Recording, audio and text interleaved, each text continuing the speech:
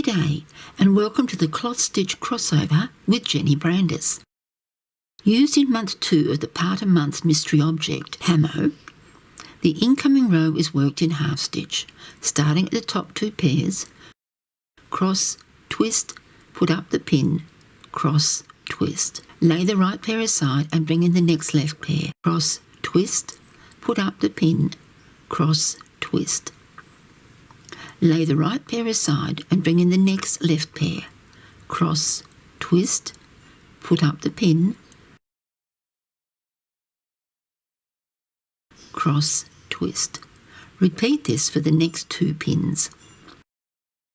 Work the corner pin.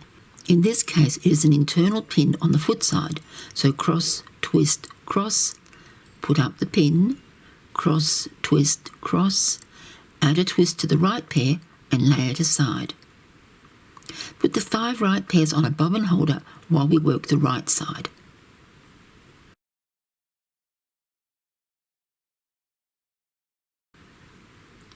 Work the corner pin, cross, twist, cross, put up the pin, cross, twist, cross, add a twist to the left pair and lay it aside. We are going to work the crossover next, so move the 4 foot side pairs aside.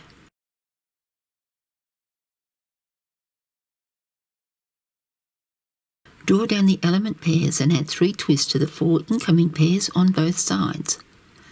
Next it is time to make the 8 pairs into 4 double pairs. Work half stitch with the top 2 left pairs and lay them aside. Repeat this with the next 2 left pairs and then the right pairs. Return to the centre while making sure that the half stitches do not undo. Using the left double pair, cross stitch through the right double pair, cross, twist, cross. Remove any twists in the pair before moving on. Move the left double pair aside and repeat the cross stitch through the remaining right double pair. Cross stitch the other left double pair through the 2 right double pairs in the same manner.